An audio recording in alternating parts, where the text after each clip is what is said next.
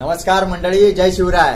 आपण आहोत गिरगावच्या मुंबई मराठी साहित्य संगम मंदिरामध्ये आणि राज्य नाट्य हौशी स्पर्धा इथे चालू आहे। महाराष्ट्र शासनाने आयोजित केलेल्या या आजच्या स्पर्धेमध्ये मोक्षदा या नाटकातलं पात्र आपल्या सोबत आहे वासुदास लगाटे।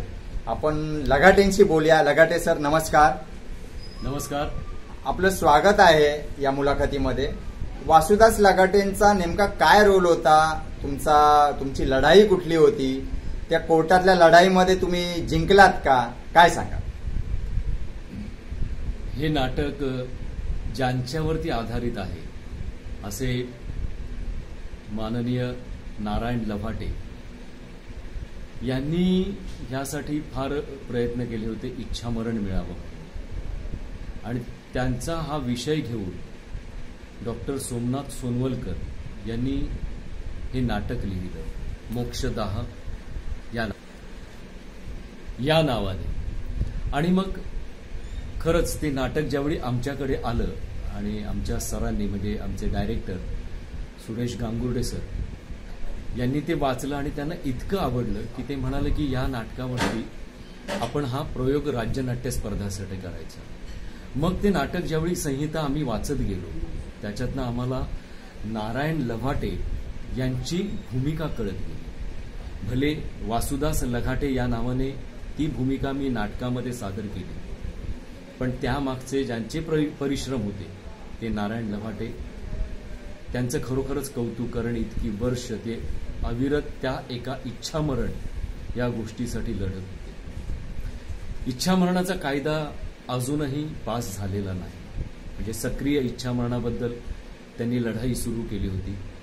निष्क्रिय इच्छामरणासाठी कोर्टाने अनुमती दिली, त्यामध्ये जे कोमामध्ये असतात, जे काहीच करू शकत नाही, मग त्यांचं व्हेंटिलेटर काढण्यासाठी म्हणा किंवा त्यांचं अन्नपाणी थांबवण्यासाठी ही परवानगी कोर्टाने दिलेली आहे। पण सक्रिय इच्छामरणासाठी अजूनही कोर्टाने परवानगी दिलेली नाही। आणि मला वाटतं फक्त भारत देशच नाही तर असे अनेक देश आहेत ज्या देशांमध्ये ही परवानगी नाकारली गेलेली आहे।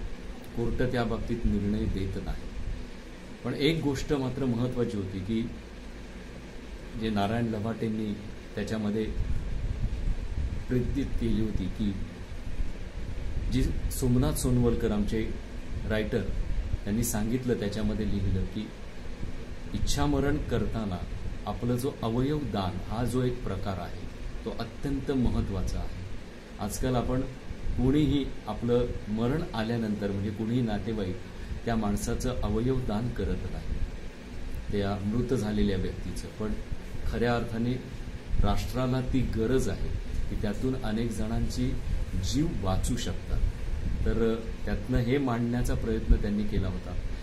त्याचबरोबर त्यांनी सायंटिफिकली शरीराचं कसं आपण उपयोगात आणू शकतो मेल्यानंतर, मग ते सेंद्रिय विघटन असेल आणि त्यातून झाडं म्हणा आणखी काही खतं निर्माण होतील, हा जो काही प्रकार त्यांनी यातून सांगितलाय तो खरोखरच उल्लेखनीय आहे। याबद्दल मी डॉक्टर सोमनाथ सोनवलकर यांचं खरंच कौतुक करेन। आणि सगळ्यात महत्त्वाचं म्हणजे आमचे जे डायरेक्टर डॉक्टर माननीय सुरेश गांगुर्डे सर यांनी ज्या पद्धतीने हे नाटक बसवलं, आमच्याकडून करून घेतलं, ते खरोखरच कौतुकास्पद आहे। तर फक्त अभिनय नाही, फक्त चंदेरी दुनिया नाही, चकाचौंध दुनिया नाही, अभिनयाच्या माध्यमातून नाटकाच्या माध्यमातून इच्छामरण आणि अवयवदान सारखे महत्वाचे संवेदनशील विषय हाताळला गेलेला आहे आणि या नाटकातून सामाजिक संदेश दिलेला आहे। सर, आपल्या पुढच्या नाट्यप्रवासाला आम्ही शुभेच्छा देतो आणि असेच सामाजिक संदेश देणारे नाट्यप्रयोग आपल्याकडून घडत राहो या आमच्याकडून मनपूर्वक सदिच्छा। धन्यवाद।